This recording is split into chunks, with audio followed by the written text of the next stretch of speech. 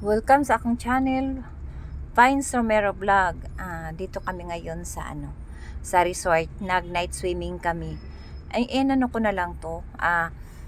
Nag-voice record na lang ako kasi ang ingay-ingay. May nag-video okay kasi sa sa gilid namin. Tapos kami dito nagligo-ligo. Pag hindi ko to i-mute, talagang siguradong makapiright ako. Kaya yon, na-mute ko na lang.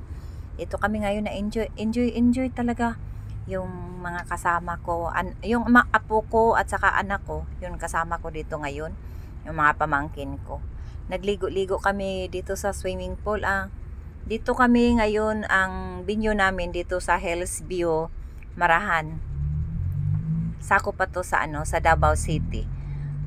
Ito yun, sila, naglaro-laro sila sa mga balon. Yung decor kasi doon sa sa stage kanina sa birthday ng pamangkin namin, tinanggal na kasi sila doon, nag-video okay, nagkasiyahan sila doon.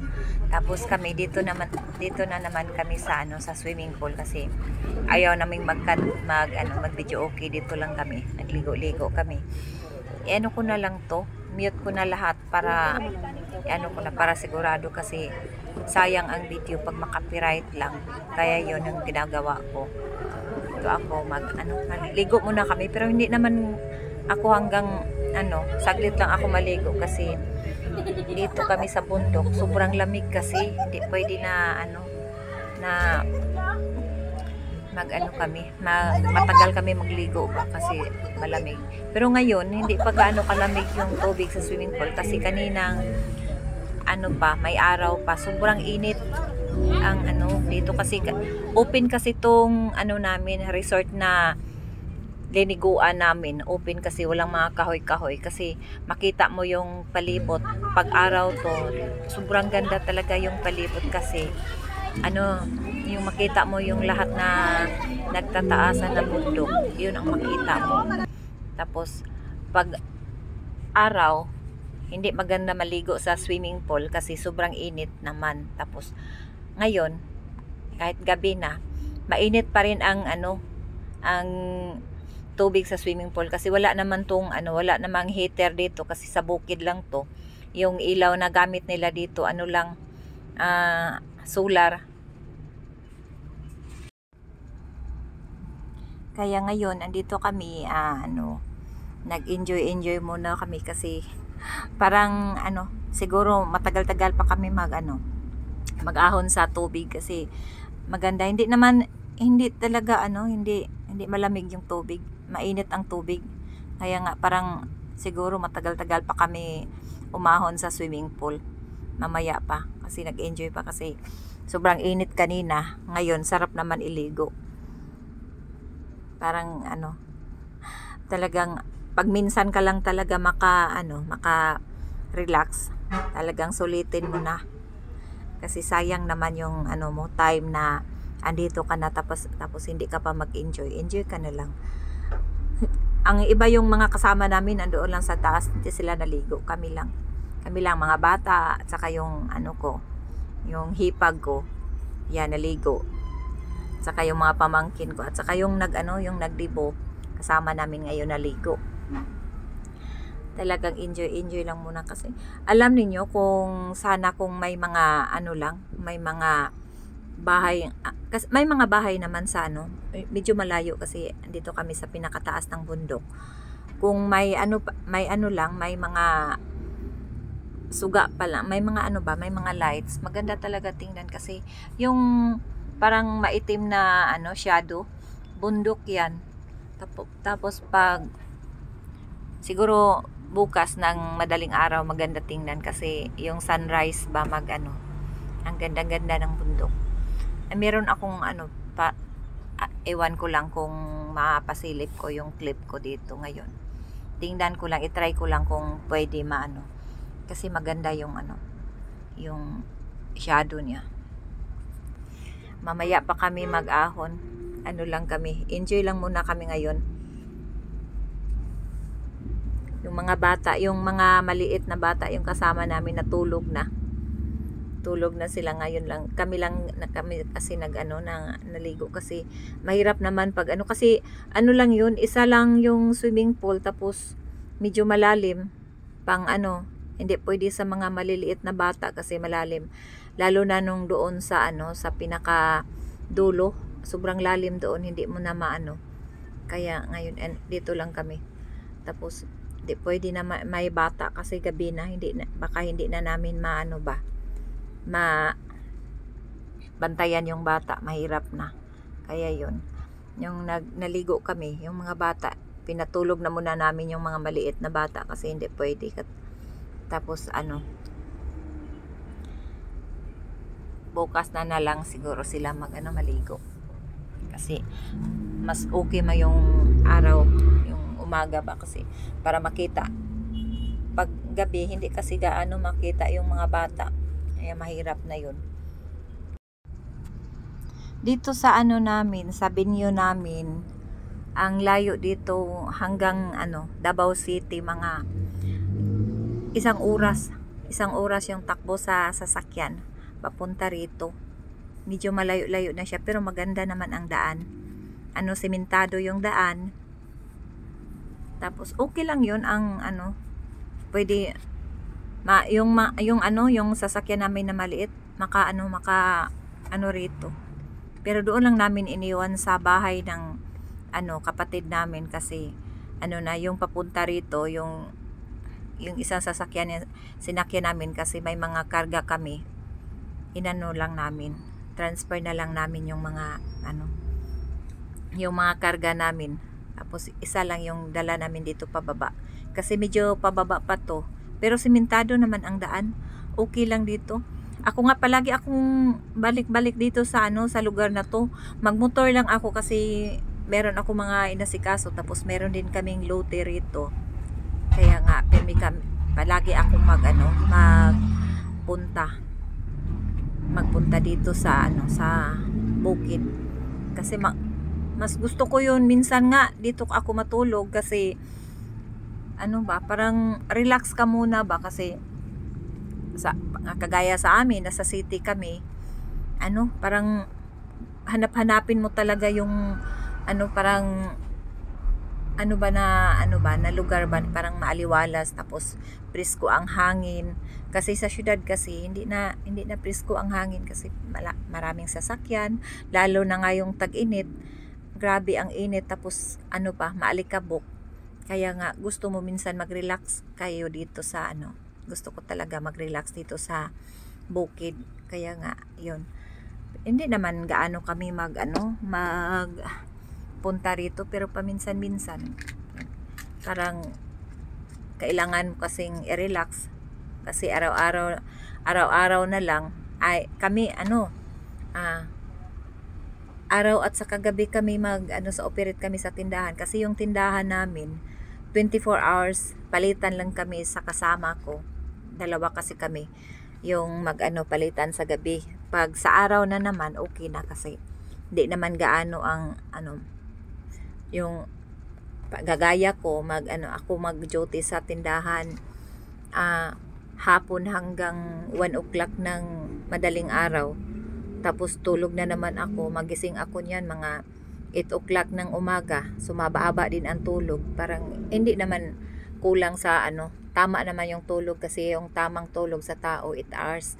Kaya magising ako ng mga 8 ng morning, 8 a.m. Okay na yun.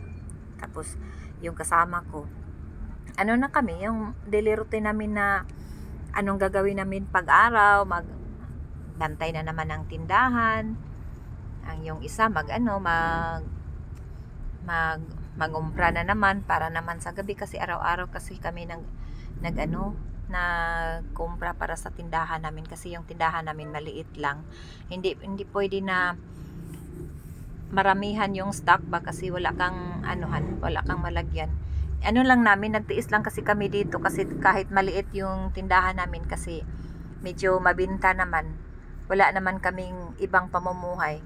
Dito lang, kahit malayo sa bahay namin, nagtiis lang kami, kasi dito kasi kami sa pinaka city. Tapos yung bahay namin bali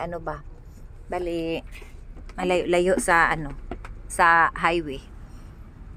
Kaya nga dito lang kami tiniis lang namin kahit ganito kasi pag sa bahay kami, pwede naman kami doon sa bahay magtayo ng tindahan.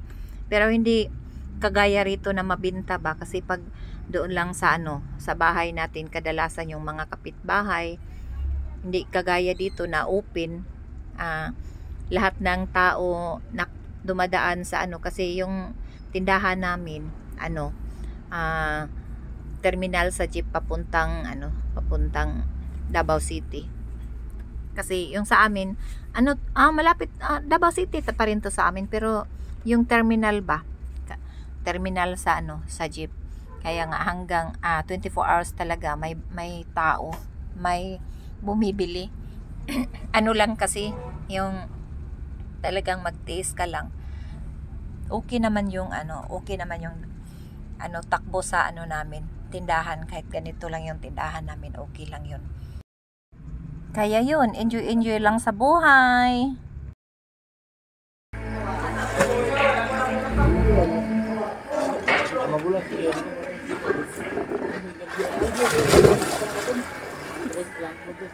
Ma, ano yung makaroni dito?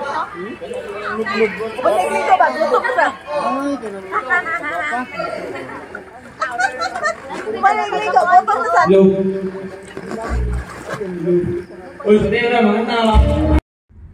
Hahanap naman ng pagkain yung mga kasamahan namin kasi nagutom na siguro. Ay, magulit na yung cake!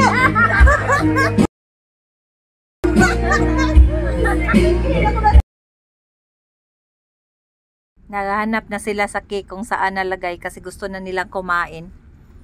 Ewan ko lang kung mahanap kasi yung kasamahan namin, yun, nagpunta na doon, nagtakbo na kasi na daw.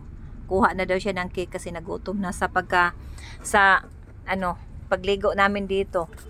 Nagutom na sila kaya nga naghanap na sila ng pagkain. Ay, dito lang muna kami. Iano ko lang talaga to kasi ang lakas-lakas ng video ko, grabe. Sayang talaga yung yung video pag hindi naman maawat yung magkanta kasi binsan lang man yun magpunta rito, kaya yun, nagkantahan lang din sila doon, tapos kami dito kami nagligo-ligo kami. Pero kaso nga nagutom na yung mga kasamahan namin, kaya naghanap na ng pagkain. Tingnan ko lang kung may kasi marami naman, may mga kanin, marami pang ulam, tsaka may litson din. Ang gusto lang yung mga yung mas snack lang. Kasi kumain naman kami kanina, naghapunan na naman kami kanina. Alam, parang lang ba, yung may makain-kain ka lang na pang snack. Kasi na ngayon, mga 11 o'clock na ng gabi. Kami, ligo pa kami. Kasi okay naman yung panahon. Tapos din, yung tubig medyo mainit, maligamgam yung tubig sa swimming pool kasi kanina, grabe ang lakas-lakas ng init sa kanina. Kaya nga hanggang ngayon yung tubig mainit pa. Kaya nag-enjoy pa kami, nagligo dito. Ligo-ligo muna kami hanggang mamaya pa siguro kami umahon kasi akala ko dali lang kami magligo kasi parang akala ko kasi sa bundok dito medyo malamig, pero hindi pala. Okay yung panahon. Maganda yung naman yung ang kagandahan dito sa kagaya dito sa amin sa Marahan. Kasi rito yung tubig namin dito grabe ka natural ba, walang chlorine. Kasi yung tubig namin dito galing sa parang may natural na tubig, hindi. Pero yung yung tubig nila dito galing sa bundok. Yun na ang kinukuha nilang inumin. Malinis ang tubig. Tapos yun, yung may mga dito, may mga area dito na mga mayayaman, sila, gumagawa sila dito ng resort. Sila, abunda sa tubig. Yung swimming pool nila, kagaya ngayon, may guest nila dito. Andito kami. Yun, pagkatapos namin dito, pag out namin bukas, yung swimming pool nila, automatic na linisan nila. Tapos, may guest na naman sila uli, panibagong na naman, tubig. Kasi yung tubig nila dito, grabe ka, mayaman sila sa tubig. Wala silang problema sa tubig rito. Kaya yun ang kagandahan sa lugar namin. Kasi mayaman sa tubig. Wala kang expenses sa tubig. Yung alagaan mo lang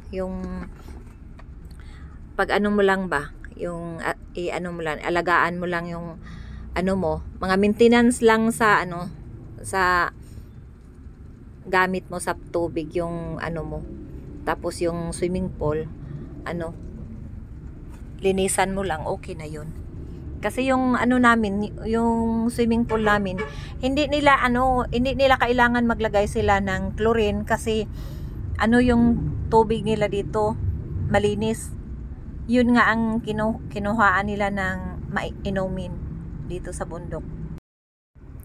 Sobrang ganda-ganda talaga.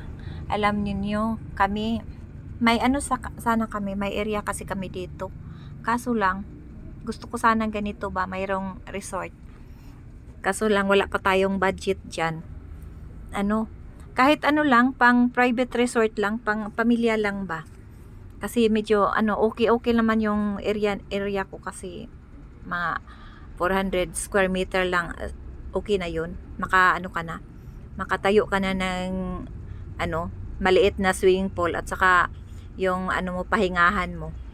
Gusto ko sanang ganito kasi pag magpunta kami dito sa bundok, mayroon kami kaso, ayun nga, wala pa tayong ipon, nag-iipon pa. Sana someday matupad yung mga pangarap ko na makatayo ako ng ganito. Kasi yung namin, yung ngayon yung swimming pool na liniguan namin, hindi naman gaano kalaki yun. Tama-tama lang. Hanggang dito lang muna yung video ko kasi see you to next video na lang. Bye-bye!